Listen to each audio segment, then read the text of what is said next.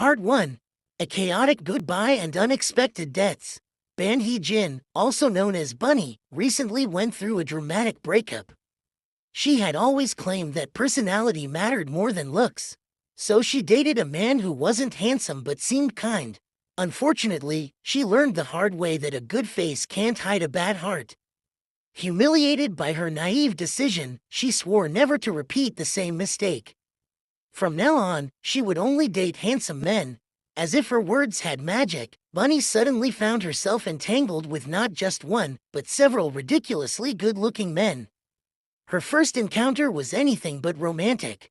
In a moment of distraction, she bumped into Wang Jae-yul, a serious and charismatic student from the visual design department, and broke his expensive tablet. To make up for the damage, Bunny offered to help him take notes and attend his classes. Thus began her debt relationship with Jae-yul. Jae-yul was cold and blunt at first. He didn't seem to care much for Bunny, treating her more like an annoying obligation than anything else. But their constant interaction slowly started to shift something between them. Then, as if fate wasn't already playing games, Bunny met another man at an art exhibition, Jo-ah Lang. Jo-ah Lang was the total package: rich, gentle, good-looking, intelligent, and with a deep appreciation for art. He approached Bunny after she spoke passionately about a sculpture, and the two quickly hit it off over a cup of coffee. Meanwhile, Bunny's daily life grew more complicated. She lied about injuring her hand just to avoid note-taking duty for Jae-yul. Her act didn't last long and was soon discovered, leaving her embarrassed and regretful. To make things worse, she also had family problems, including a sudden rent deposit increase that forced her to give up asking her father for help. Even while struggling financially, she worked part-time jobs to pay off her debt. That's where she met a third handsome man, another surprise that fate had thrown her way. Jo-ah Lang wasn't just charming, he had a hidden side too. When he saw Bunny with Jae-yul, he snapped and called Jae-yul a jerk. Bunny was stunned. How did he know Jae-yul? Were they rivals? Enemies? Jo-ah Lang simply smiled and suggested they stay close, as if nothing had happened. Later, Bunny and Jo-ah Lang shared a delicious meal together. Jo-ah Lang was amazed by the taste and confessed that it was the best food he'd ever had. The chemistry between them grew stronger as Bunny laughed when Jo-ah Lang compared himself to a statue, clearly fishing for compliments. Suddenly, Jo-ah Lang got a call from his first love. He promised Bunny he'd treat her to coffee next time. Simultaneously, Bunny got a call from a debt collector, Jae-yul himself, who turned out to be standing right behind her. Despite the tension, he gently told her to keep attending his classes and taking notes. One night, Bunny dreamt that Jo-ah Lang proposed to her in the most romantic way. But just as her heart fluttered, Jae-yul barged into the dream, reminding her she still owed him $2,000. She woke up frustrated and immediately transferred $200 as the first installment. Jae-yul, upon receiving it, updated her contact name to debt, $1,800. Love, debt, and unexpected connections, Bunny's life was about to get even more tangled. Part 2. Growing tensions and undeniable chemistry. Bunny's attempt to avoid Jae-yul proved to be more difficult than she thought. Even after starting to repay the debt, he kept appearing in her life. Whether it was bumping into her at school or teasing her during class, he somehow found reasons to talk to her. When Bunny once jokingly grabbed the collar of his shirt in frustration, they both tripped and fell. For a moment, time stopped. Jae-yul landed above her, their faces just inches apart. Bunny's heart raced, not from embarrassment, but from something else entirely. Meanwhile, Jae-yul was also having a hard time ignoring his own growing feelings. He tried to rationalize it. She was just someone who owed him money. But why did her laughter echo in his mind at night? Why did he care if she was spending time with other guys, especially Jo-ah Lang? Speaking of Jo-ah Lang, his interest in Bunny grew stronger too. He started showing up more often, finding excuses to spend time with her. One day, after a mural painting event on campus, Bunny's foot injury flared up. Jo-ah Lang offered to help, but Jae-yul quickly stepped in instead. She's already done enough, he said, guiding Bunny to sit and rest. Joa Lang observed the scene quietly, his smile hiding a growing tension. Then came the sweetest day yet. Bunny and Joa Lang escaped the school chaos for a lunch date. They went to the same staff cafeteria that Bunny once visited with Jae-yul, and Joa Lang was blown away by the food. He jokingly complained that it wasn't fair she kept all the best places to herself. Afterward, he insisted on treating her to coffee, saying, "Coffee and meals always go together." But before Bunny could enjoy the moment fully, she received another shocking phone call. It was from a debt collector. This time, the caller wasn't unknown. It was Jae-yul, calling to remind her of the remaining $1,800. As she turned around, she realized he had been standing behind her the whole time. The tug-of-war in Bunny's heart grew even more intense. She was drawn to Joa Lang's charm and gentleness, yet Jae-yul's sudden bursts of kindness and quiet vulnerability left an impression that was hard to ignore. Was it just guilt that made her care, or was something deeper forming between them? Even more confusing, Joa Lang seemed to already know too much about Jae-yul. In one moment of jealousy, Joa Lang called Jae-yul a jerk, an oddly personal insult that made Bunny question their past. "Do you know him?" she asked. Joa Lang simply smiled and avoided the question. Torn between two men and pulled by mysterious threads of fate, Bunny's story was no longer just about love or debt. It had become a web of emotion, secrets, and unspoken desires. Part 3. Debt Paid, Feelings Unleashed. Jae-yul tried to ignore his feelings, but Bunny's presence lingered in his thoughts like an uninvited melody. She wasn't just a girl who owed him money, she was a whirlwind of contradictions. Cheerful yet vulnerable, clumsy yet endearing. One afternoon, as Bunny proudly handed him the final payment, a brand new tablet earned through a grueling physical contest, he should have felt relieved. Their debt relationship was officially over. But instead, he felt something else, regret. With the debt cleared, Bunny expected their interaction to end. But Jae-yul surprised her. "Now that you don't owe me anything," he said, his voice lower than usual, "I don't have an excuse to see you again, and I don't like that." Bunny was speechless. Was this the same guy who once ordered her around like an unpaid intern? But there was no time to process it. That very moment, Joa Lang appeared with a warm smile and an invitation to a group dinner with Bunny's friends. It was the first time Jae-yul saw Bunny surrounded by her circle, including Joa Lang sitting closely beside her. Bunny tried to act normal, but tension hung in the air like static. Jae-yul noticed everything, how Joa Lang looked at her, how Bunny blushed. After dinner, Bunny walked home alone, her thoughts spinning. Could she really let go of Jae-yul now? Did Joa Lang's charm mean more to her than the complex history she shared with Jae-yul? The next day, she caught herself watching Jae-yul from afar.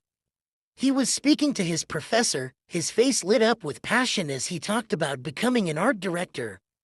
Bunny couldn't help but smile. Maybe she'd been wrong about him all along. That night, she had another dream. Joa Lang was there again, proposing with a sculpture in hand. But just as she was about to say yes, Jae-yul stormed in, this time not with a bill, but with a question. "Why do you keep dreaming about me?" Bunny woke up confused and slightly annoyed. "Why am I dreaming about him?" she muttered. To make things worse, or perhaps better, Jae-yul showed up at her part-time cafe job later that day. She tried to act professional, but he noticed the dark circles under her eyes. "Not sleeping well?" he asked. Bunny just nodded. "Me neither," he added, then paused before saying, "Because of someone." Just when Bunny thought things couldn't get more complicated, Joa Lang walked into the cafe, with flowers. Her coworkers swooned. "Is that your boyfriend?" one asked. Bunny stammered, unsure how to respond. Joa Lang winked and said, "You can tell them I am." In the middle of all this chaos, Bunny's mother and father shared a heartwarming scene at home. Her father lovingly cut her mother's pork cutlet, reminiscing about their first meeting, calling it fate. Bunny watched, thinking about her own tangled feelings. Could something that messy still be fate? Later that night, Bunny received an anonymous note slipped into her art locker. Meet me in front of the sculpture titled Destiny. She hesitated but went anyway. There, under the soft spotlight, stood Jae-yol. He didn't say much at first. Just looked at her and said, I think I've been dreaming about you too. Part 4. Faded collisions and shattering truths. The air around the sculpture titled Destiny was thick with unspoken tension. Bunny looked at Jae-yol, unsure if she should speak first. But before she could, he stepped forward and said, I know I said I didn't want an excuse to see you anymore, but now, I just want to see you because I want to. Bunny's heart pounded. She had waited so long to hear words like that, but she wasn't sure if she could believe them. What if I'm just a passing feeling? She asked quietly. Jae-yol looked at her earnestly. Then I'll prove I'm not. Before either of them could say more, Joa Lang suddenly appeared. He had followed Bunny, suspicious after seeing her earlier note. Am I interrupting something? He asked, his usual calm voice tinged with something darker. Jae-yol stiffened, his eyes narrowing. Bunny looked between the two, her stomach twisting. I didn't know you two knew each other, she said. Joa Lang smirked. We go way back. Let's just say we don't share the same taste in art, or people. The atmosphere turned icy. Bunny stepped back, overwhelmed. I need time, she muttered and walked away, leaving the two men facing each other in silence. The next few days were a blur for Bunny. She threw herself into her sculpture class, trying to pour her emotions into clay and stone. Meanwhile, her friends began noticing her emotional exhaustion. Her friend Bo Bei even joked, You're dating two walking statues. No wonder your heart's chiseled into pieces. As Bunny wrestled with her feelings, her family life added pressure. Her landlord demanded more money, and her dad quietly took up extra shifts. Bunny tried not to show it, but the weight of everything, debt, dreams, decisions, was crushing. At her part-time job, Joa Lang appeared again. This time, he didn't bring flowers. Instead, he brought an invitation to an exclusive gallery where his own work would be exhibited. I want you to see the piece I made, inspired by you, he said, his voice more sincere than ever. That night, Bunny arrived at the gallery dressed simply, nervously scanning the room. She found the sculpture, an abstract but powerful piece of a woman reaching for the sky with heavy chains falling away from her wrists. The plaque read, Liberation. Joa Lang appeared beside her. You helped me create this. I wasn't sure if I could ever make something meaningful again until I met you. His eyes searched hers. I want to be with you, Bunny. Before Bunny could answer, she received a message. Outside. It's urgent. It was from Jae-yol. She found him outside in the rain, soaking wet, holding something wrapped in plastic. I wanted to give you this before anyone else did. He handed her a sketchbook. Inside were drawings of her, studying, laughing, daydreaming, sleeping in class. I didn't mean to fall for you, he said, but I did, and if you still dream about me, maybe it means something. Tears blurred Bunny's vision. Two men, two hearts, one decision. Part 5. Choosing Destiny. The next morning, Bunny stood at the crossroads of her heart. The rain had stopped, but the weight in her chest remained. She looked again at the sketchbook Jae-yol had given her.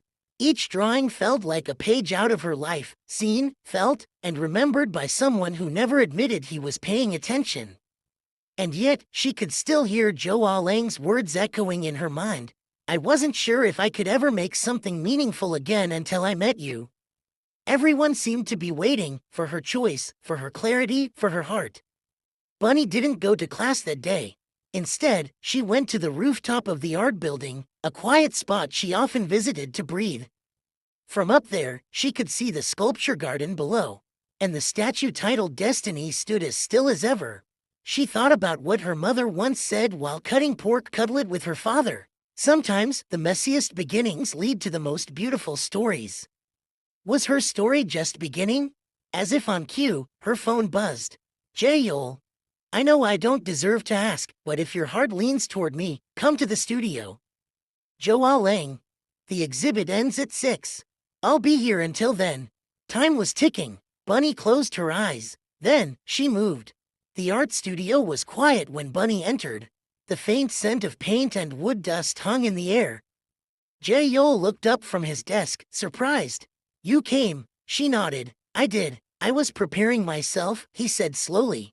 That you might not. Bunny stepped forward. I thought about the way you looked at me when I wasn't looking. And the way you noticed every little thing. You say you don't express much, but your silence says more than words. She handed him something, a small clay figure. I made this in class today. It's a girl holding a sketchbook. Jae-yol took it carefully, as if afraid to break it. So, what does this mean? Bunny smiled. It means, I want to keep seeing you. Not because I owe you anything, but because I choose to. Jae-yol didn't answer with words. He pulled her into a hug, gentle but firm. Thank you for choosing me. Elsewhere, Joa Lang stood alone at the gallery as the last visitors exited. He smiled faintly, looking at the sculpture of liberation. Well, he whispered to the sculpture, at least she's free. Back at campus, Bunny and Jae-yol sat under the night sky. Do you think fate brought us together? Bunny asked. Jae-yol shook his head. No, I think fate introduced us. But everything after that, we chose it. She leaned against his shoulder, finally at peace. The end.